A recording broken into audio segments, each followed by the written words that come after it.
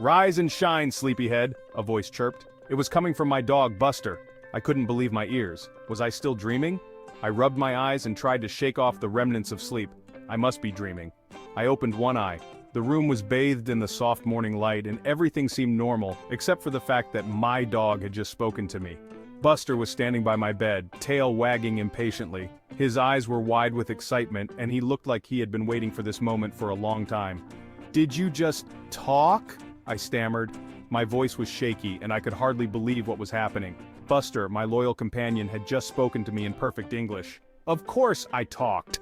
"It's breakfast time," Buster replied, rolling his eyes. He had a playful expression on his face as if he found my shock amusing. "And before you even think about it, I want coffee. Black, just like you." Buster's tone was matter of fact, and he looked at me expectantly, waiting for me to fulfill his unusual request. I was stunned. My furry alarm clock expected coffee? I had always known Buster was a smart dog, but this was beyond anything I could have imagined. This was going to be an interesting day. As I got out of bed and started my morning routine, I couldn't help but wonder what other surprises Buster had in store for me. Would he start reading the newspaper next? Or perhaps he had a hidden talent for cooking. The possibilities seemed endless, and I was both excited and a little apprehensive about what the day would bring. Buster trotted beside me, his tail wagging happily, and I realized that no matter what happened, this was going to be a day to remember. As we walked to the kitchen together, I couldn't help but smile at the thought of sharing my morning coffee with my talking dog. Life with Buster was never going to be the same again, and I was ready to embrace the adventure. Our morning walk took a hilarious turn. As we strolled through the park, a flock of pigeons fluttered nearby. They were everywhere, pecking at crumbs, fluttering around, and generally causing a ruckus. It was a typical scene, one that Buster and I had encountered many times before. I reached for Buster's leash, expecting him to chase after them as usual. Buster, my energetic and playful dog, had always found great joy in chasing pigeons. It was almost a ritual for us. The moment he saw those birds, his eyes would light up, and he'd be off like a shot, dragging me along for the ride. But today was different. "Absolutely not," Buster declared, planting his paws firmly on the ground. "Chasing pigeons is undignified." His sudden change in behavior caught me off guard. I tugged gently on the leash, but he wouldn't budge. It was as if he had made a firm decision, and there was no changing his mind. I have a reputation to uphold. Buster stood there with a proud stance, almost as if he were wearing an invisible crown. His eyes scanned the park, and I could almost hear him thinking, "I am above such trivial pursuits." I could only stare in disbelief. This was the same dog who would roll in mud, chase his tail for hours, and bark at his own reflection, and now, he was worried about his reputation? My dog, the one who eats dropped food off the floor, was worried about dignity? It was almost too much to process. Just yesterday, he had devoured a half-eaten sandwich he found on the sidewalk without a second thought. This talking thing was full of surprises. Ever since Buster had started talking, life had become a series of unexpected moments. His newfound ability to communicate had opened up a whole new world of interactions between us. But this was something else entirely. We continued our walk, leaving the pigeons behind. Buster walked with a newfound sense of purpose, his head held high. I couldn't help but laugh at the absurdity of it all. My dog, the dignified pigeon avoider. As we moved further into the park, Buster's playful nature returned. He chased after a ball, barked at a squirrel, and rolled in the grass. It was as if the pigeon incident had never happened, but every now and then he'd glance back at the flock, a look of disdain in his eyes. We eventually found a bench and sat down to rest. Buster lay at my feet, his eyes half closed in contentment. I reached down to pet him, and he looked up at me with a satisfied expression. It was clear that he was pleased with his decision to avoid the pigeons. As we left the park, I couldn't help but feel a sense of pride. Buster had shown a level of maturity and self-control that I hadn't expected. It was a small moment, but it felt significant. My dog was growing up, and I was lucky enough to witness it. On our way home, Buster trotted beside me, his tail wagging happily. I knew that there would be many more surprises in store for us, but for now, I was content to enjoy this moment. No pigeons, thank you very much.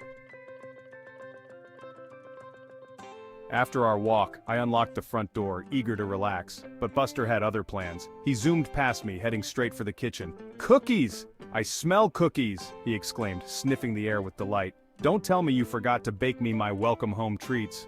I sighed. Not only did my dog talk, but he also had a sweet tooth, and apparently I was now his personal baker. Later that day, it was bath time for Buster. He usually hated baths, but now he could voice his displeasure. "No, not the lavender shampoo again," Buster protested, trying to escape the bathtub. "It clashes with my natural musk. Mud and nature, that's my signature scent." I couldn't help but laugh. My dog, a connoisseur of fragrances? This was getting ridiculous. And yet, I kind of admired his confidence. Section 5. Dog Park Dish, the latest scoop on humans and hounds. The dog park was a whole new experience with a talking dog. Buster spent the entire time gossiping with the other dogs. "Did you see what my human wore today?" he whispered to a poodle. "Seriously, a fashion crime." The other dogs barked and nodded in agreement. I had become the subject of dog park gossip. This was both embarrassing and hilarious. Section 6. Belly Rubs and Beyond, the direct approach to affection. One evening, as I settled on the couch, Buster jumped up beside me. He looked me straight in the eye and spoke. "Belly rub." "Now," he commanded, rolling onto his back. I couldn't help but chuckle. At least he was direct about his need for affection, and who could resist that adorable, furry belly? Section 7. Vet Visit Ventures, Complaints and Crumbs. The next day we had a vet appointment. Buster was not thrilled. "I hate this place, the smell, the cold table, and those awful treats they call biscuits," he grumbled as we waited in the exam room. The vet entered, and Buster immediately launched into a list of complaints. I had a feeling our vet visits were going to be much more vocal from now on. Section 8. Beyond the Bark, the Heart of a Talking Dog. As the days went by, I realized that while Buster's talking was hilarious, it also brought us closer. It wasn't just the novelty of hearing a dog speak, it was the depth of our conversations that truly amazed me. Buster had a way of expressing himself that was both endearing and insightful. He would often share his thoughts on the day's events, his observations about the world around him, and even his dreams. I learned so much about his personality, his likes and dislikes. For instance, Buster had a particular fondness for the sound of rain. He would sit by the window, listening intently, and then tell me how the rhythmic patter made him feel calm and content. On the other hand, he had a strong aversion to the vacuum cleaner, which he described as a noisy monster that disrupted his peace. He might have complained about coffee breath and demanded cookies, but those little quirks only made him more lovable. Buster had a knack for making me laugh with his witty remarks and playful banter. He would often tease me about my morning routine, saying things like, "Another cup of that bitter brew? You humans are strange creatures." Yet, despite his occasional grumbles, he was always there to offer a comforting word or a wag of his tail when I needed it most. But his love and loyalty shone through his words.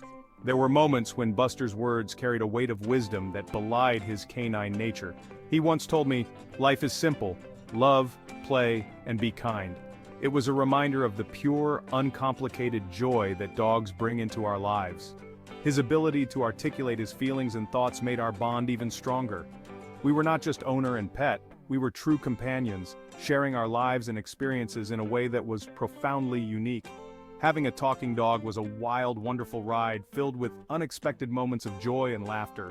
Every day with Buster was an adventure, from our playful antics in the park to our quiet evenings at home. His voice added a new dimension to our relationship, making every interaction richer and more meaningful. I often found myself marveling at the depth of his understanding and the clarity of his expressions. It was as if he had always had these thoughts and feelings, just waiting for the right moment to share them. And I wouldn't trade it for the world. The experience of having a talking dog was something I never could have imagined, but it became one of the most cherished parts of my life. Buster's voice was a gift, a bridge that connected us in ways I never thought possible. It taught me to listen more, to appreciate the simple joys, and to cherish the bond we shared. In the end, Buster was not just a talking dog, he was a friend, a confidant, and a beloved member of the family, and for that I am eternally grateful.